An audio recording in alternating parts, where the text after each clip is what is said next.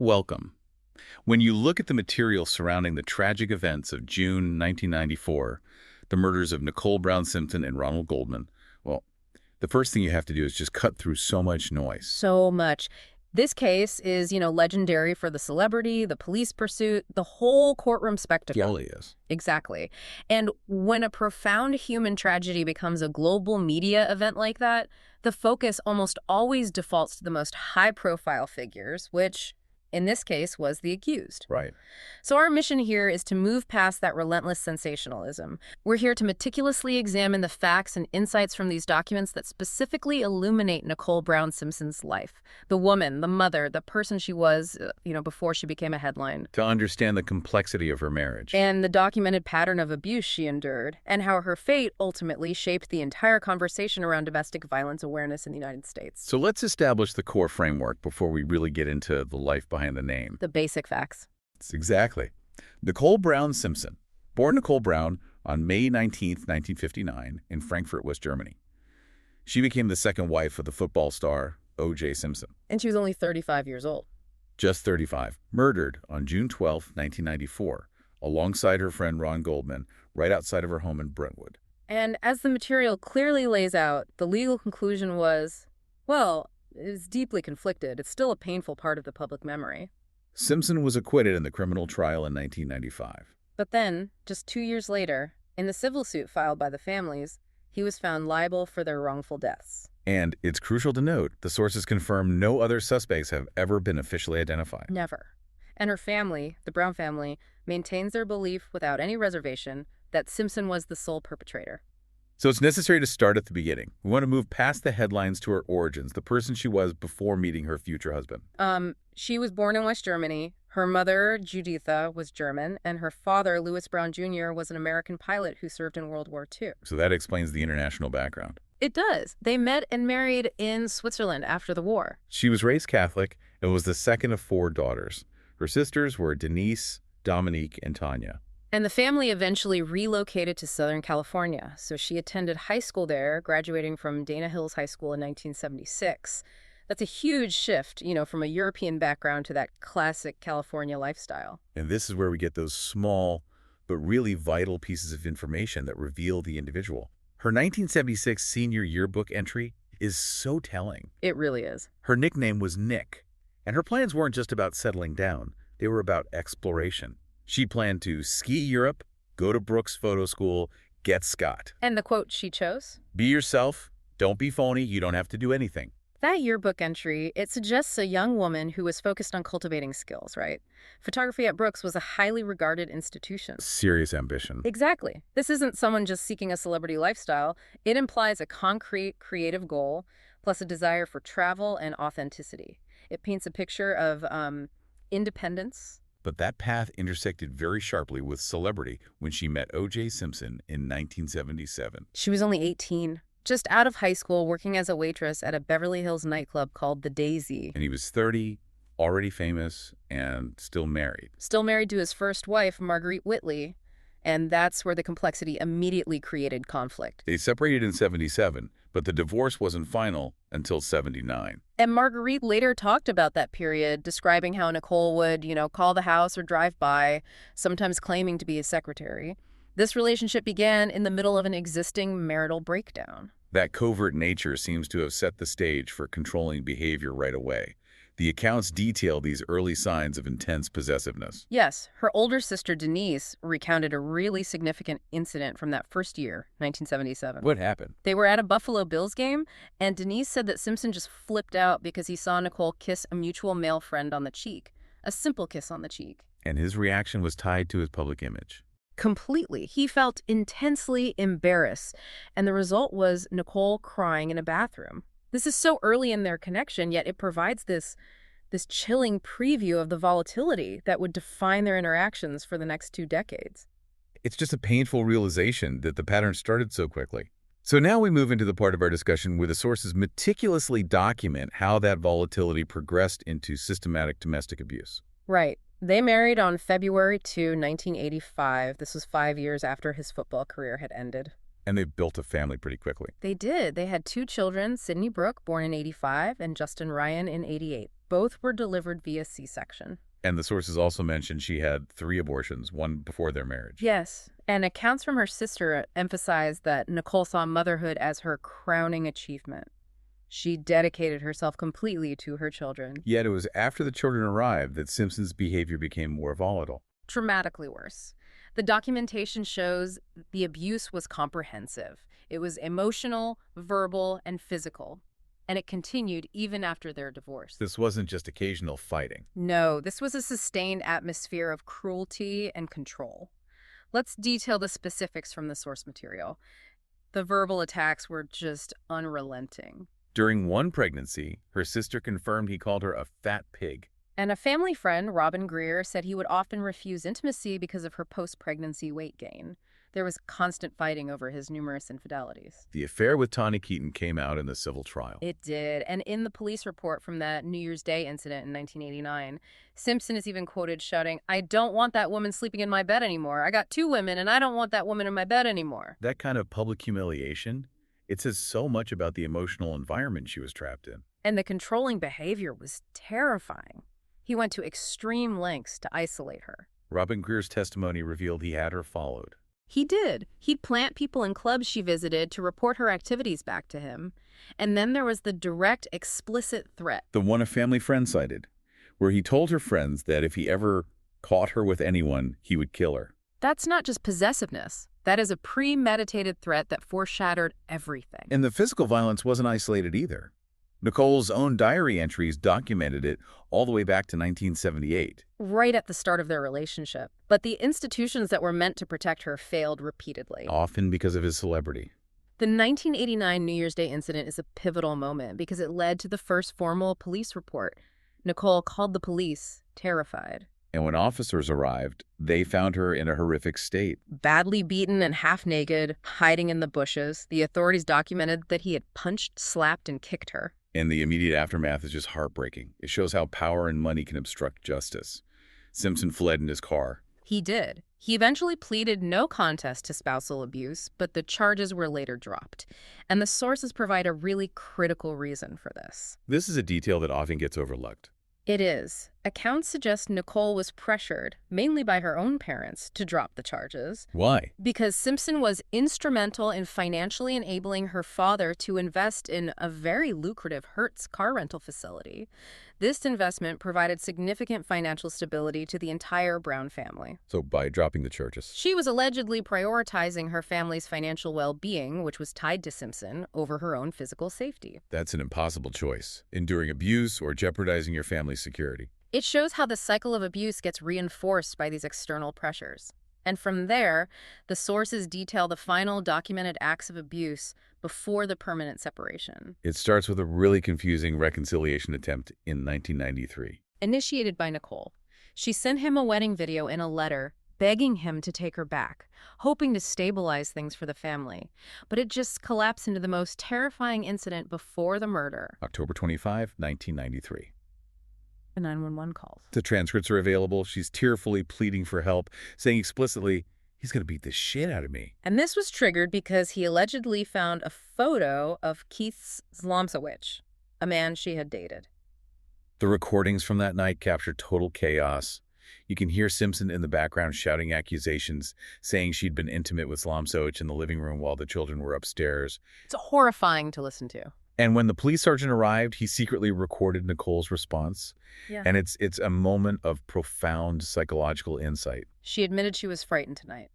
But then she added the qualifier that just haunts the record. And he hasn't hit me in 4 years. That statement just encapsulates the whole chilling nature of the cycle of violence. The physical assault might stop, but the emotional abuse, the terror, the control that's constant. This tragic history was not ignored by the legal system eventually. No. Prosecutors in the murder trial documented 62 separate incidents of abusive behavior. This massive documented pattern, it garnered so much public attention. It actually contributed to legislative action. Yes, the sheer volume of the abuse spurred California to start enforcing its 1986 domestic violence laws far more rigorously. The tragedy served as a brutal public education moment. Yet at the same time, Hertz continued airing commercials featuring him right up until his murder trial began. It just underscores how cultural adoration can blind institutions to private cruelty. Despite all of that agonizing volatility, the sources show that after they separated for good, Nicole was really determined to carve out a life for herself and her children. She was. The divorce was finalized in January 1992. She first rented a home on Gretna Greenway, and then in January 94, she moved to the townhouse on Bundy Drive. A home she was trying to turn into a sanctuary. It was a genuine effort at independence. The Bundy Drive area was upscale. It was a safe environment for raising Sydney and Justin. And her sister Denise described this period so beautifully, saying Nicole was just so vivacious, so full of life. For the first time, she was able to have her own friends. She was planning trips, Yosemite, Club Med, centered around creating positive experiences for the kids. She was rebuilding her social network with genuinely supportive people. She became close friends with Kris Jenner. We know she named her daughter Kendall Nicole after her. And she also met and befriended Kato Kaelin. Yes, on a skiing trip in '92.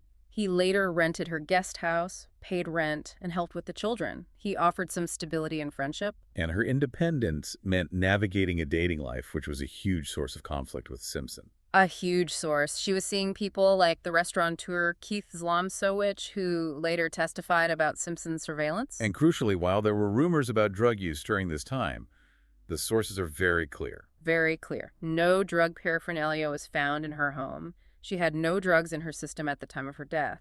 That fact is vital to ensuring her story isn't muddied by unsubstantiated rumors. So let's focus on the immediate run-up to the tragedy, those final weeks in May and early June of '94. The relationship was still so intertwined. It was. She developed pneumonia in May, and Simpson actually came to her house to care for her. This dynamic from fear to care, it's so typical of these high-conflict relationships, even after a separation. And it was in this window, just 6 weeks before the murders, that she met Ron Goldman, a 25-year-old waiter. And their connection has been intensely scrutinized, but the sources are consistent. It was strictly platonic. They met for coffee, shared dinner. She even lent him her Ferrari at one point. The emphasis that police and friends placed on the platonic nature of their bond is really important context. Then, the day before the murder, June 11th, she reached out to Kris Jenner. Yes, they planned a lunch date for the next day because Nicole had something very important she needed to confide about her volatile relationship with Simpson. A conversation they tragically never had. Never. And then just hours before her death, while she was at dinner with her family at Mezzaluna, her sister Tanya noted this deeply poignant comment Nicole made to their mother. What was it? She said that despite everything, Simpson would always be her soulmate. That statement, made so close to the end, it just underscores the profound, complicated emotional hold he still had over her, even as she was trying so desperately to break free. Which brings us to the final moments. The evening of June 12, 1994, at 875 South Bundy Drive. Nicole had taken Sydney and a friend out to dinner after the kids' dance recital. And the sources introduce some significant contention around those final moments. They do. The defense team, during the trials, they presented a witness who claimed to have seen Nicole arguing with two men outside her house shortly after 10 p.m. An attempt to introduce reasonable doubt. Exactly. But then you have the sworn statement from her mother, Juditha, who told police she was speaking with Nicole on the phone as late as 11 p.m. that night. And the records for that call were sealed. They were, leaving this crucial, disputed gap in the timeline. The lack of clarity around the precise time of the attack just added more fuel to the legal battles. Regardless of the exact hour, the outcome was discovered shortly after midnight. Nicole Brown Simpson and Ron Goldman had been stabbed to death outside her home. And we have to approach the description of the crime scene with respect, focusing on the severity as documented in the forensic reports. The sources confirm the immense brutality of the attack. Nicole was found lying in a fetal position in a pool of blood. The autopsy revealed she'd suffered multiple stab wounds to her neck and scalp. The most catastrophic injury was a massive gash across her throat. It was the fatal wound. Immediately fatal. It was incredibly deep, penetrating her cervical vertebrae and severing critical vessels. But what the sources emphasize, and what's so important, is the presence of defensive wounds on her hands. She fought back. She fought back fiercely against her attacker in those final moments. The police theory regarding Ron Goldman's presence framed it as a murder and witness scenario. Right. Investigators theorized Nicole was the clear intended target, and that Goldman was killed either because he arrived during the attack or because he was talking with her when the perpetrator arrived. Basically killed to silence him. But witness testimony supports a different theory, an intervention theory. Robert Heidstra, the dog walker. Yes, he testified he heard a man yelling, "Hey, hey," followed by a shout from a second man and a gate slamming. Ron Goldman's family has always maintained he was the one shouting, attempting to intervene and save Nicole. Solidifying his identity as a hero who died trying to protect a friend. Absolutely. Nicole's funeral was held on June 16, 1994, at St. Martin of Tours Catholic Church in Brentwood. It was attended by family, friends, and, controversially, O.J. Simpson. She was laid to rest at Ascension Cemetery in Lake Forest, California. The subsequent legal process became the ultimate spectacle, often overshadowing the memory of both victims. We need to analyze this part, the dual outcomes of the criminal and civil trials. And why they reached such wildly different conclusions. The criminal trial. From January to October 1995, it became the trial of its generation. It monopolized media attention globally. Simpson's acquittal on October 3rd. It's still one of the most polarizing moments in modern American history. It just exacerbated racial divisions, that racial gap in public opinion on justice. And the sensationalism started months earlier with that low-speed police pursuit, which interrupted the NBA Finals and was watched by an estimated 95 million people. The defense team, the Dream Team, led by Johnny Cochran, executed an incredibly potent strategy. They successfully leveraged the deep-seated anger and distrust many in the African-American community felt towards the LAPD. This is just 2 years after the Rodney King riots. Exactly. Their core argument wasn't just about his innocence, but about police misconduct. They argued that blood samples were mishandled, potentially planted. That the entire case was tainted by police racism and incompetence. And they created enough reasonable doubt. They even cast suspicion on the new field of DNA evidence, which many jurors didn't fully trust or understand. Which led to an acquittal that many legal commentators felt raised the thorny issue of jury nullification. Right, where a jury acquits even if they think the evidence points to guilt, because they see a greater injustice in the prosecution itself. And it left the country completely divided. The 1997 civil trial for wrongful death, brought by the Goldman and Brown families, stands in dramatic contrast. The outcome was a finding of liability. And the procedural differences were absolutely pivotal. The whole environment was different. The trial wasn't televised, which eliminated the celebrity spectacle. The jury wasn't sequestered, and maybe most importantly, the defense was prohibited from alleging LAPD racism. Which meant the central pillar of the Dream Team strategy was gone. They couldn't use it. And 2 specific pieces of evidence, according to the trial records, made all the difference. First, the new evidence about the footwear. 31 pre-1994 photos of Simpson wearing these distinct, expensive Bruno Magli shoes were admitted. This directly contradicted his sworn testimony that he'd never owned that brand of shoe. Shoes that were consistent with the bloody footprints at the scene. One photo was published 6 months before the murders, so it couldn't have been a forgery. But I think the most critical, game-changing piece of evidence was the different ruling on Nicole's diary. Yes. In the criminal trial, they were excluded as inadmissible hearsay. But in the civil trial, the judge ruled the diary entries were admissible to show Nicole's state of mind. Which was a brilliant legal move, because her state of mind, her increasing fear, her hostility towards him, her denying him access to the children, that became the crucial link to establishing his motive. The diary filled that motive gap perfectly. It did. It showed that in the final weeks, the hostility had taken a devastating turn. Simpson had threatened to report her to the IRS. In retaliation, Nicole began denying him access to the children, treating him, as the document said, like a stranger. And the lawyer, Daniel Petruccelli, argued that this denial of control was the spark. The spark that ignited 3 weeks of intense retaliation and uncontrollable rage, culminating in the murders. So the civil jury held Simpson liable and levied a massive award of $33.5 million. But securing the verdict was only the start of another long fight. The fight to collect. He immediately filed for bankruptcy and moved to Florida. Specifically to protect his NFL and Screen Actors Guild pensions from seizure under Florida law. The efforts to recoup funds were relentless. His remaining assets were seized and auctioned, including his Heisman Trophy, which sold for over $250,000, with the proceeds going to the Goldman family. But they have reported receiving only a fraction of what they were owed. And that pursuit continued for decades.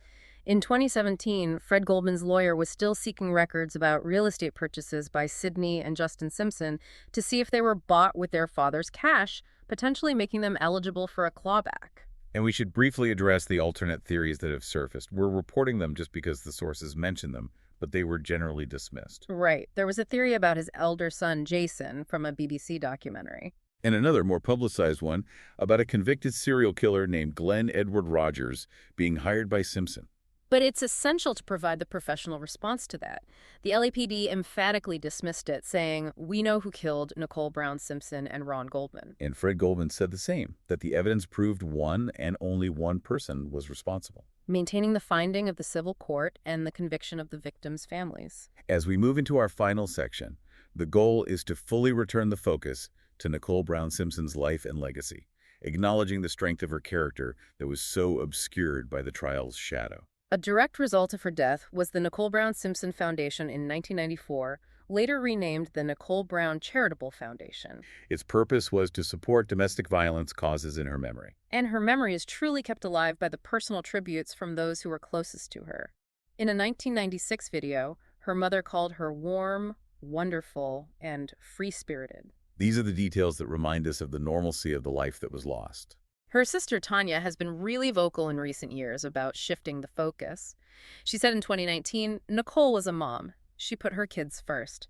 My sister had the ability to live life, live it bright, live it large." Even Kato Kalin, often seen as a comedic figure, described her in 2024 as a beautiful friend, a beacon of light. These are powerful affirmations of her core nature. And the connection with Kris Jenner speaks volumes, naming her daughter Kendall Nicole after her best friend.